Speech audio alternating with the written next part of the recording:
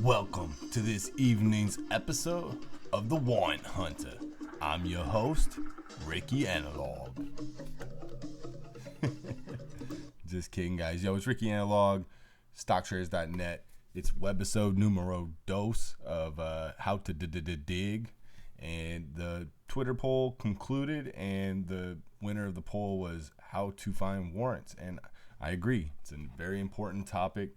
And don't worry if you voted for any of the three other options. Those will be discussed in future episodes. But let's just handle what we got at hand, guys, the warrants. So let's just do the disclaimer as always, guys. Everything we talk about tonight is just for informational and educational purposes only. This is not a solicitation to trade. Trading is risky. Make sure you familiarize yourself with the disclaimer. It'll be in the description of the YouTube video. So let's get right into it, guys. We're going to use BLNK as our example. Well, one of them. And we'll start here, guys, and we'll see if we can maybe use a few more. But let's first define warrant. What is a warrant?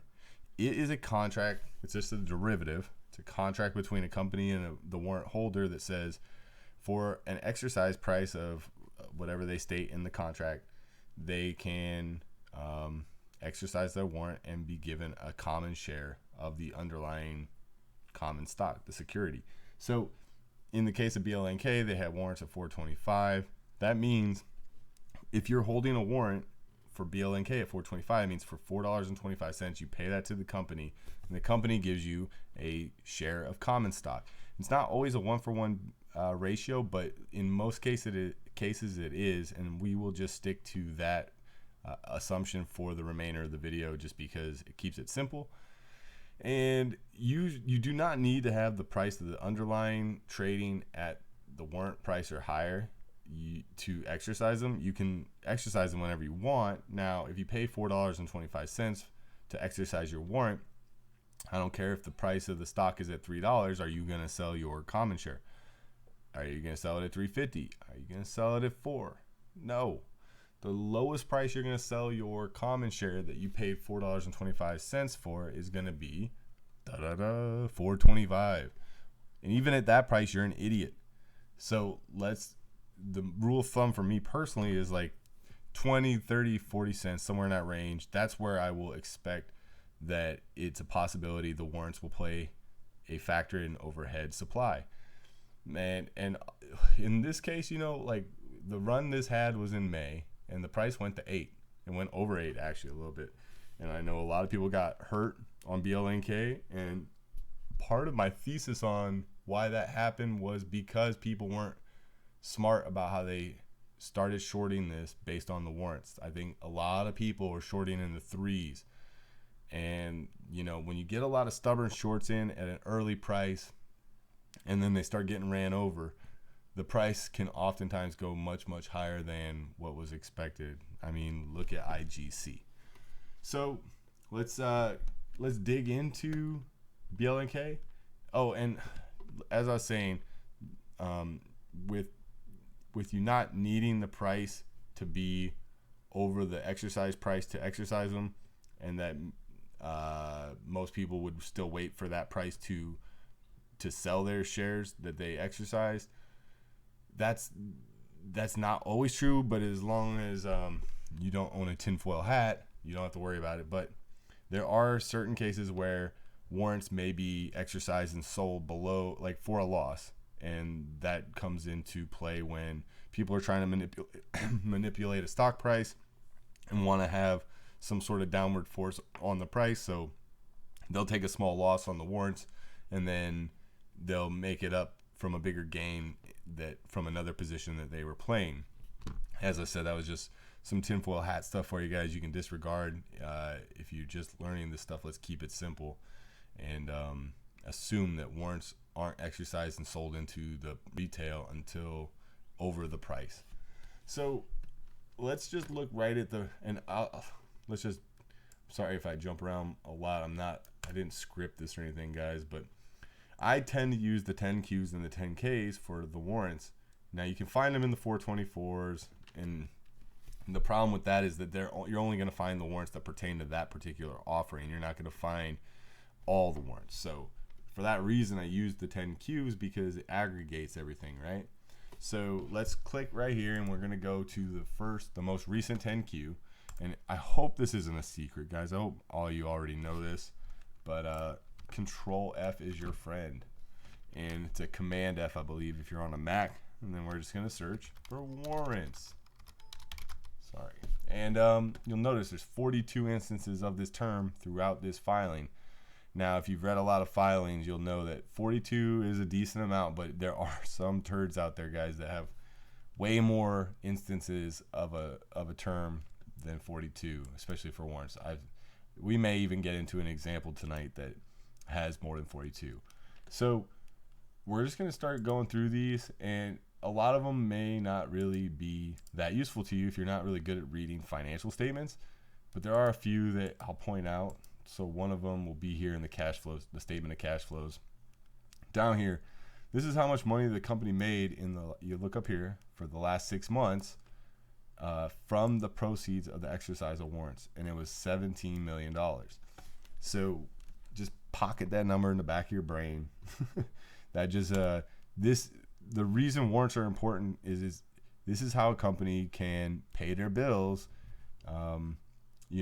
without doing another offering. Let's say they know they have warrants, and maybe they can't do another offering because of certain restrictions, but they know they have warrants up ahead. They can do things to pump a price above a stock and get it to a point where they know the warrants will get exercised, and then they'll make the money from that. And $17 million is a lot of money. It can pay your light bill for quite a while. And even if they can't get the price up to where the warrants are, there's things they can do, such as warrant exchange agreements and things like of that nature, which are a little more advanced. And we may do things later about that, but not tonight, okay, guys? So we're going to keep on clicking down through this. And let's see. I always pay attention to the liquidity and financial conditions section of a 10Q. I will do a webisode on financial statements, so we'll talk about that more in depth later. And right here, you'll see the latest offering they did was where a lot of the warrants came from. 4.3 million shares sold at $4.25, and there was 2 warrants for every share you bought. So 8.7 million warrants at $4.25, and that was what I was warning people about during that run back in May with this company, saying don't short before $4.25. If you do, you're asking for it. And boy, did they ever. Let's keep on going. Keep on going. We're going to want to get down to, let's see, where is it? More offering stuff. Right here, guys. So this right here shows you how many warrants they had at the beginning of the year, at the end of last year, how many were issued in the last 6 months up to this point, how many were exercised, how many were canceled, and how many they have left. So, and it also tells you the average prices, guys. So obviously those 275K, excuse me, that are at $43, I'm not going to go and dig in their history too much, but usually when you see something like that, it's indicative of a reverse split. And it is important to note that warrants are affected by reverse splits. So like if a company has 1 million warrants and they do a 1-for-10 reverse split, they now have, let's say they were at $1 and they do a 1-for-10. Now they have, instead of having 1 million warrants at $1, they now have 100,000 warrants that are priced at $10 for the exercise price. So they are affected by reverse splits, so that's important to know, and it makes sometimes digging on warrants a little bit more difficult for some of these turds that have done a ton of reverse splits or whatever, but usually you can find a pretty good table in the 10Q that lays it all out for you guys. So this 10.8 million shares they issued, you can see, sorry about that, guys. I was eating some almonds. They did 8.7 million of those were from the offering in February, I think we said it was, right? But if you pay attention up here, in April, they also paid down, I think it was some debt, right? Don't want to get too much into the digging on this. I just want to teach you guys about warrants. But they did another 1.7 million at $4.25. And there was also 406,000 that were issued in the over allotment to the book runners, the placement agents of that February offering. It does say it up here. Might as well show you guys that. It's right here. 406,000 shares for the over allotment, meaning that the underwriters, it's usually an H.C. Wainwright or a Maxim or one of those jerks, right? Those guys had 45 days to figure out if they wanted to purchase extra shares and warrants to cover the over allotment. And in fact, it's kind of strange. They didn't do the full amount. They only did 406,000. They could have done 1.3 million. But yeah, so oftentimes you'll see they'll do the full over allotment. But that's where the extra 406,000 came from. Let's go back down there. And so that was why we were telling people don't short before 425. And it's important to know that those warrants are there. Now, I know you're probably thinking, well, this is hindsight because this filing came out in August. So, okay, let's go back and look at the one that was out when this run started. So, is this May, January, February, March, May 15th? And the run was, okay, let's see. The run started actually on May 4th. So, that filing wasn't out either. But what was out was definitely the filing for this offering, which is right here. So when you start digging on a company, guys, you should be looking in these to see what they've done. One of the red flags for me was it was an OTC stock. And you can look back at this ticker symbol here, CCGI, and go look at their history and see how much of a history they have. But right here, it shows you where the warrants were, guys. And here's all the... We've actually seen these charging stations out here in California. It's funny. My wife always tells me, God, they're gouging, which is funny, a funny term to hear. JMJ, I could do a whole webisode on JMJ and the financings they did for this company, but we're not going to do that tonight. So here's the 4.3 million units, guys. 1 common and 2 warrants for each one, right? So yes, the 10Q that I was looking at right now is hindsight, but you were able to find these when the run was starting. You definitely had foresight into where those warrants were. So let's look up another company.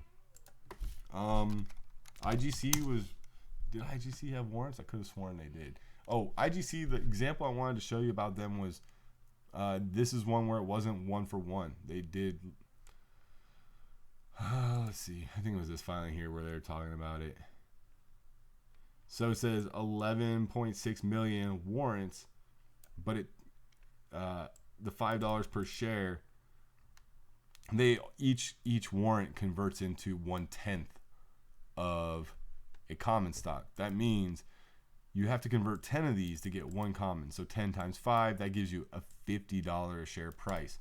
So like I just wanted to use this as an example to point out they're not always 1 for 1. And the reason this one wasn't, I believe, was because of their reverse split. Don't hold me to that, but I was pretty sure. I think I remember reading something about that. What was another one that was running recently that had warrants? Was it?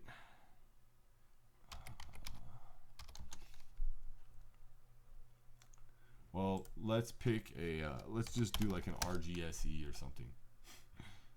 And we'll look at a 10Q. This one was amended. I'm just going to use the previous, and we're going to see how many times warrants. Look at that, guys. 105 times in this. Like I told you guys, some of these are going to be bad. If you look over here at the side column where you get each instance, it just looks like a yellow ribbon down the line. RGSE's dirty with their warrants. Oh, I remember who it was. NVCN ran the other day, and people were like, do you think it was the warrants that caused the price to drop? Like, let's look at the F10, because I remember this is what I was reading when I found this. So this is just the same as an S1 for a foreign issuer. So it's just a shelf. That's all this is. And if you scroll down and you're reading through this, you get to this. This is a table of all their warrants, and so the way warrants are issued are in series. And if the company's never done warrants before, they'll start with Series A. And this company has Series A all the way down through, let's see what we have. I could have sworn they had like, okay, not all, there's F. I see F. They had a lot. They definitely have a lot of warrants, guys. And yes, there is a good possibility that the reason the price acted the way NVCN's price did on that big gap up was because of warrants. And a lot of this needs conversion, because I'm pretty sure NVCN was a recent reverse split. But it was something like 1 point something billion warrants. And then you account for the one, I think it was a 1 for 100 reverse split, which made it like, for what is that, 10 million warrants or something they had as overhead. It was a lot. And, but yeah, this is the gist of how you guys go hunting for warrants. So like, let's pick like a random ticker, something that's was AMTX ran the other day, and I don't know if I found warrants for them or not. A lot of times these companies have them. Look, now this one only has 10 instances, right? And so we would scroll down through this. And guys, I know that you want like the easy button, like the diet pill, the get rich quick shit, but that's not what we're here for.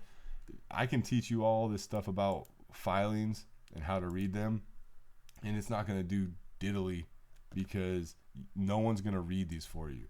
It's boring, dry stuff, and you might think you want to learn it and you want to implement it, but it's there is no glamour in this at all. It's pain in the ass, tedious, but some twisted people like me love it. Just love it.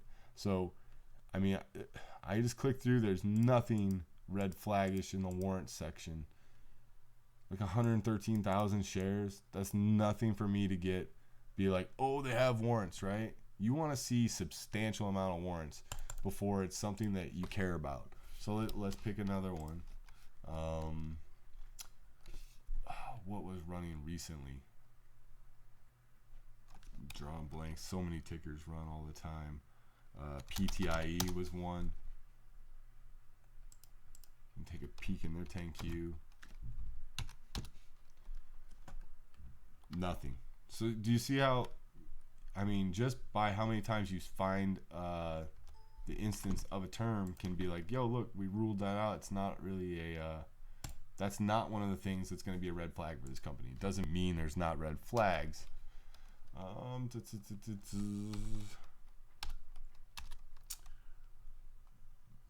I wish I had some people on here live doing like a webinar so I could poll people. What do you guys want to know about NBEV? Maybe did NBEV have warrants?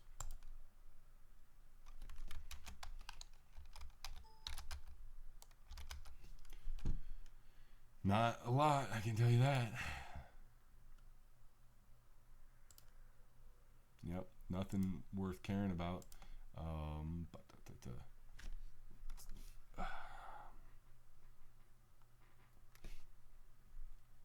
Well, let's go back to RGSE because they had so many. Sorry that this video is actually going to end up being a lot longer than the last one, but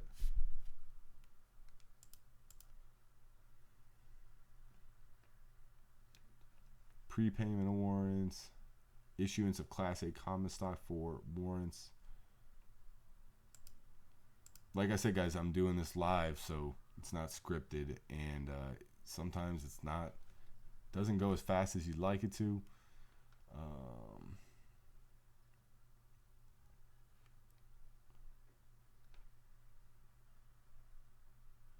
So they have a lot of convertible notes. RGSE is so dirty, guys.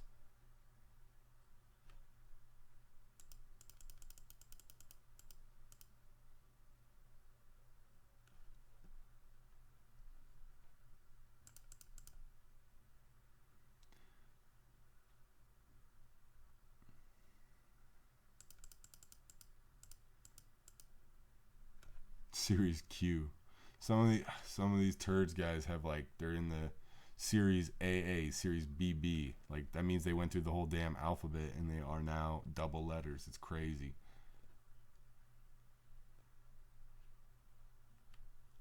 Let's see if we can find the table that lays all their warrants out. So if I was giving you advice, it would be that first see if you can find the table that lays it all out, because you want to see it as clear and simple as you can, and then maybe dig deeper after that, like drill down into it.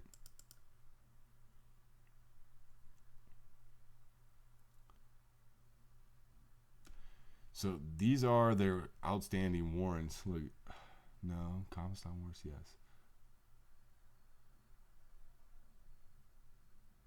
9.6 million as of June 30th, as of August 10th.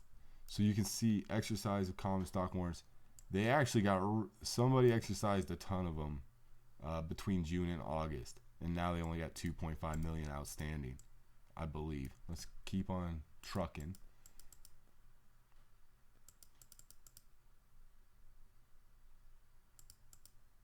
Yeah, so yeah, they only have 2.5 million outstanding, and then from there you need to kind of drill into it to see which ones they are and what prices.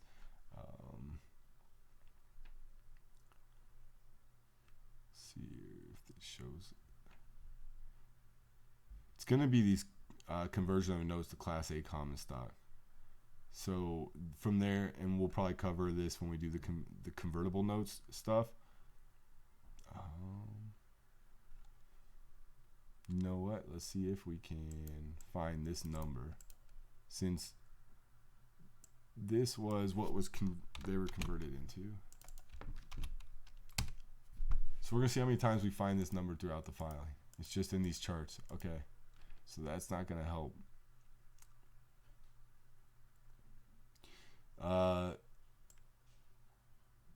So this is from an offering on April 9th. So let's go look at the offering.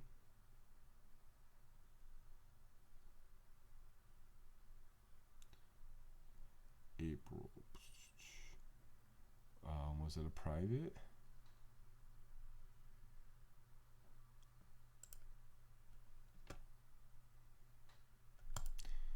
May have been this unregistered sale. Yep, April 9th. Here we go. So, as reported, issued 10.7 million in principal amount and 10 million funding amount, reflecting original discount of senior convertible notes that come due next year. They're convertible anytime in the shares of Class A common. Conversion price of $1.26. That's important to remember, guys. So let's just, hopefully you guys keep a calculator on your desk if you like to do research. I'm going to do $10.75 million divided by $1.26, and that's 8.5 million shares. Let's see.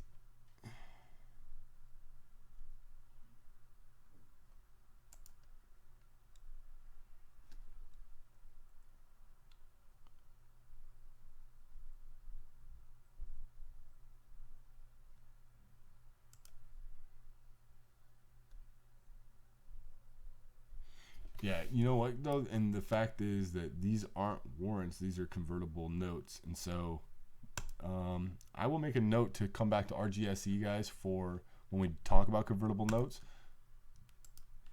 But let's go back and try to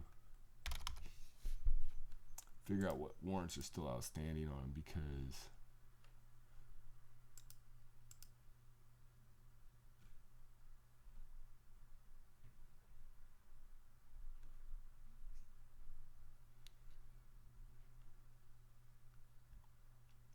what they're doing here is they're kind of lumping everything together.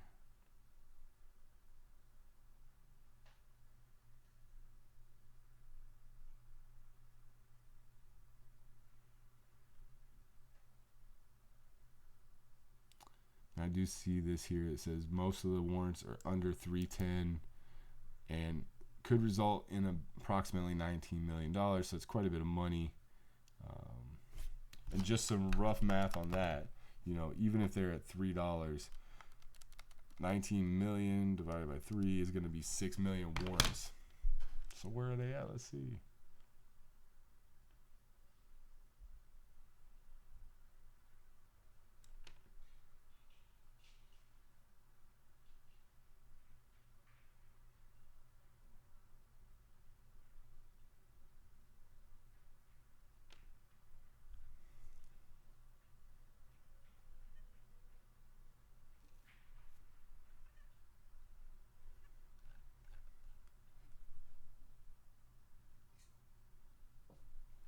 Oh, okay, let's see. They did become warrants. The 10.75 million in principal and original issue discounted, and Series Q warrants exercisable. There's the 9 million shares.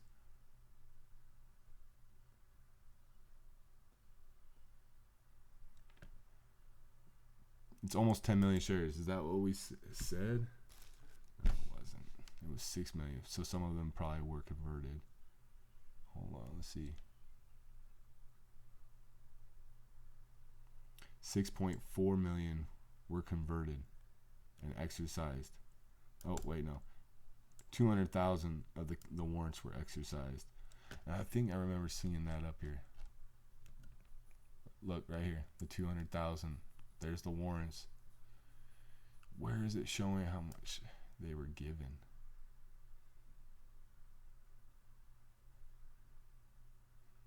It doesn't show it, does it?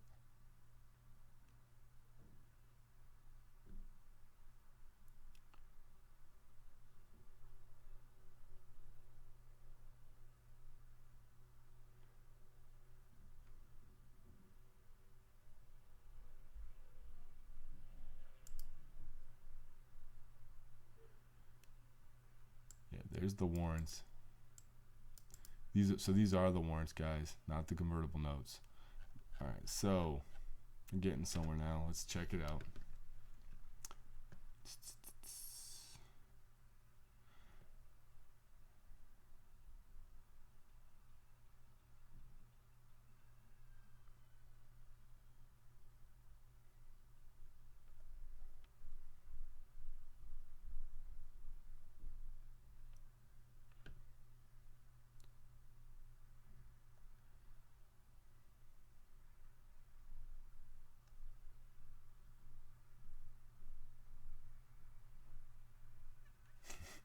Part of me is like, yeah, this is what you get, asshole, for picking RGSE for these guys. But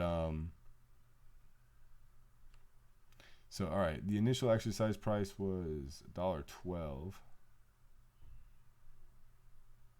The conversion price was increased to $1.26 on the notes. That's the notes, right? Let's see.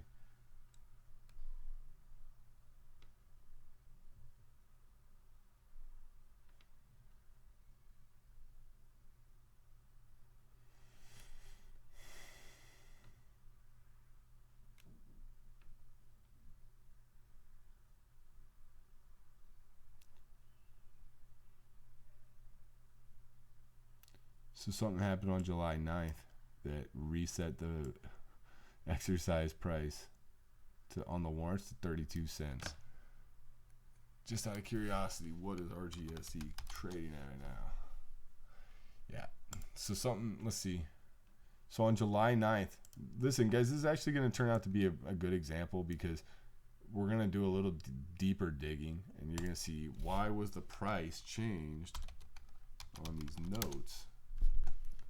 Most likely because something was issued in July that was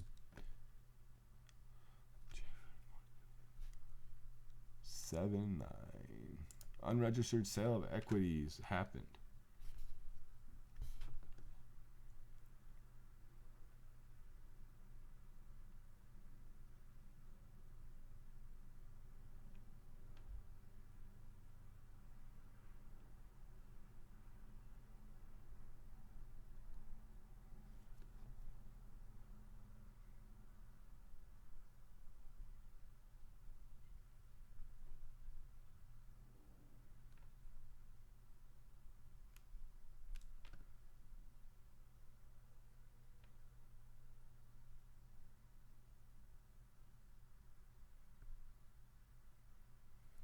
So they converted a ton of the notes.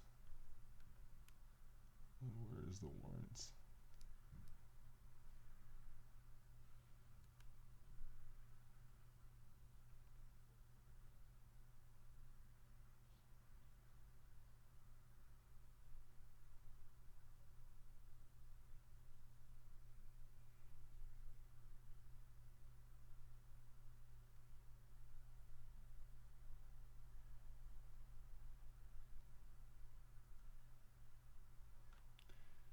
Let's look at something around there. So all of these, I believe, are them converting all these 8Ks that they're filing.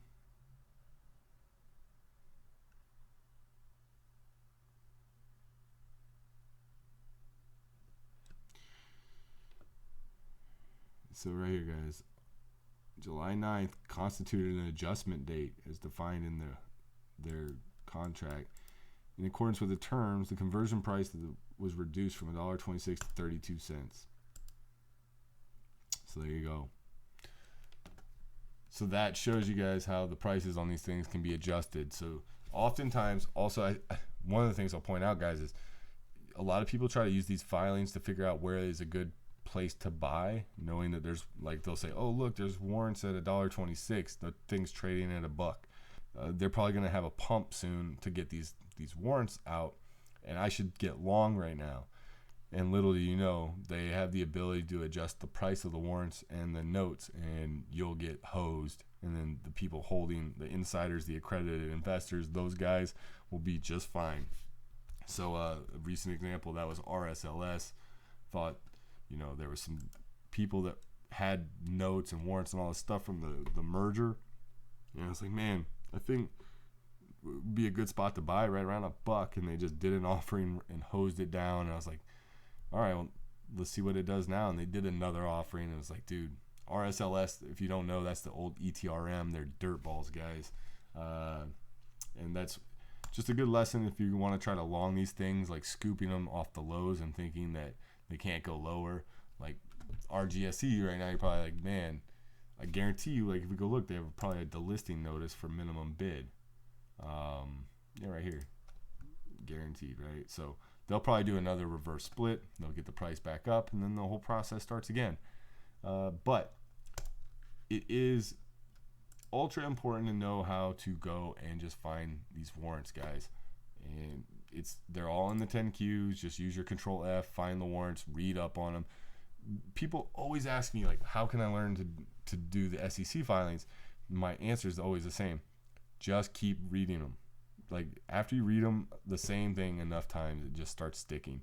And keep Google open, keep Investopedia open, and, like, search any term you don't understand, because it's all a bunch of legal jargon. And they do that on purpose so that it makes it very frustrating for people that don't understand what the terminology is. They'll just give up. Don't give up. Just keep going, keep digging, guys. Hopefully this helped. I'm going to do more of these. I know this one dragged out. I'm so sorry, guys. But warrants are kind of a rabbit hole in itself. So are the convertible notes. I'm sure the convertible notes one and the preferred notes is going to be another long one. And maybe I'll even start breaking these up into smaller, like, series, like part 1, part 2. We'll see. Anyways, hopefully it's been educational, guys. Join us at stocktraders.net. Come drop me a DM. My DMs are open on Twitter. Always here to help you guys. That being said, I'm out of here tonight. Peace.